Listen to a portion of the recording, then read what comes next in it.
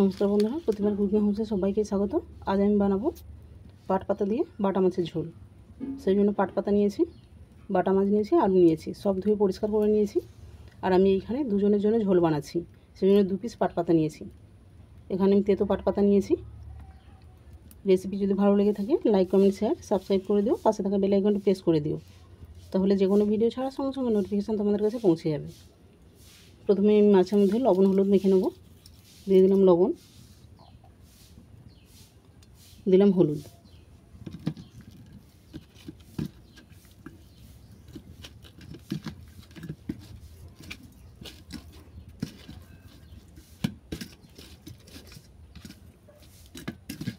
দেখো লবণ হলুদ ভালো করে মাখা হয়ে গেছে। এরপর কড়ার মধ্যে দিয়ে দিচ্ছি সরষের তেল।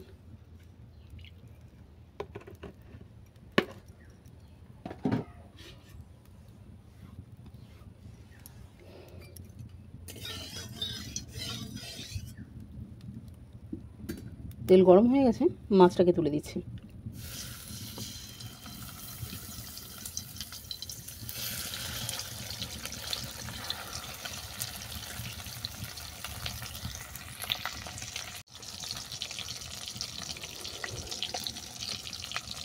মাছ এক পিঠ ভাজা হয়ে গেছে, অপর পিঠটাকে উল্টে দিচ্ছি।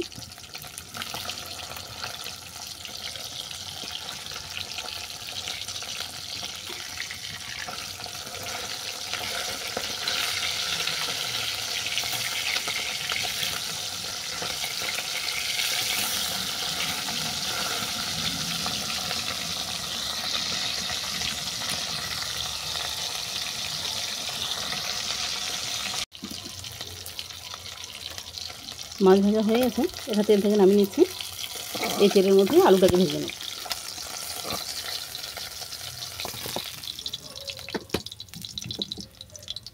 দিয়ে দিলাম আলু,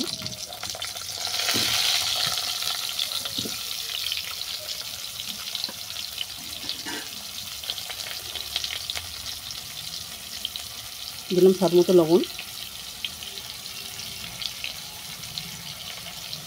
আর দিলাম হলুদ।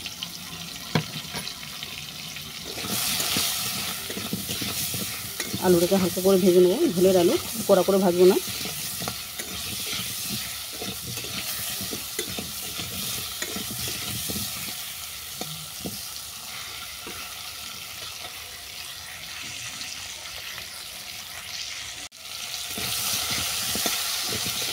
আলু হালকা করে ভেজে নেওয়ার পর দিয়ে দিচ্ছি পরিমাণ মতো জল।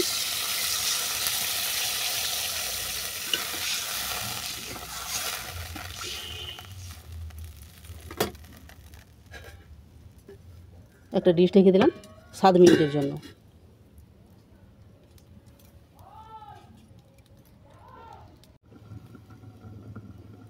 7 মিনিট পর ঝোলটাকে আমি নামিয়ে নিচ্ছি।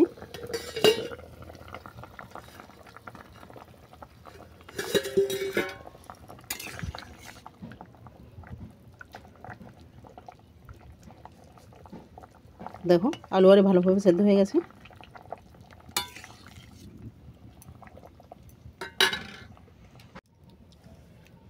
আবারও কড়ার মধ্যে দিচ্ছি সরষের তেল।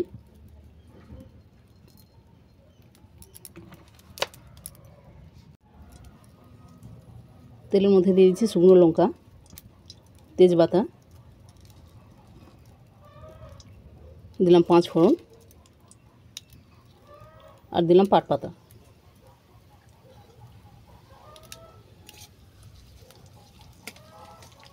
এই সব উপকরণ ভালো করে ভেজে নেব।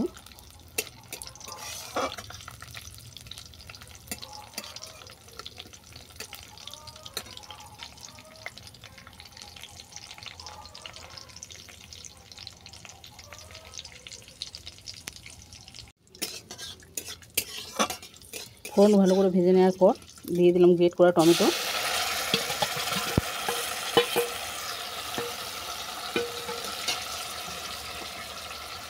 এর মধ্যে দিয়ে দিচ্ছি জিরে গুঁড়ো,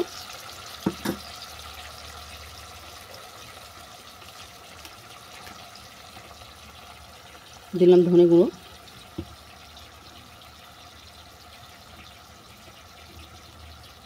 আর দিচ্ছি লঙ্কার গুঁড়ো। ঝালটা আমি কম করে দিলাম। যে যেমন ঝাল খাবে কমিয়ে বাড়িয়ে নেবে। এরপর এটা ভালো করে আমি কষিয়ে নেব।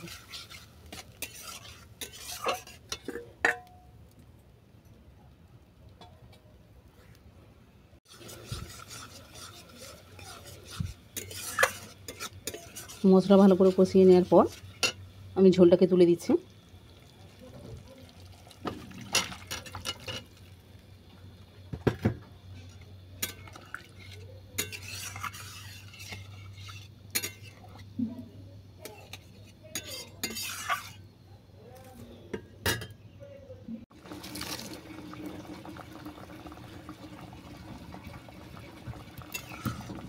ঝোল ভালো করে ফুটে গেছে, এরপর বাটা মাছটাকে তুলে দেবো।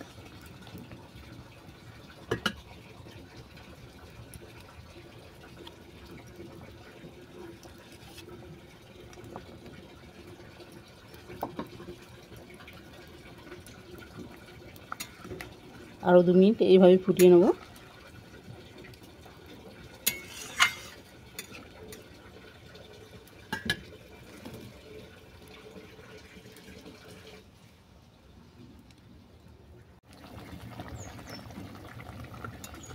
আরও 2 মিনিট ফুটানো হয়ে গেছে, ঝোলটা আমার একবারেই রেডি। চলো তোমাদেরকে নামিয়ে দেখাচ্ছি।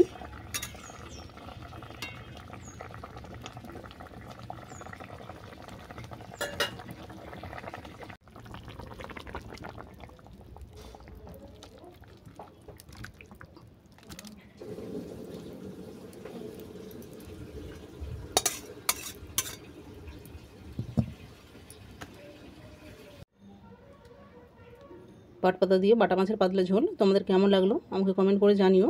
রেসিপি যদি ভালো লেগে থাকে শেয়ার করে দিও আর চ্যানেলটাকে সাবস্ক্রাইব করে দিও।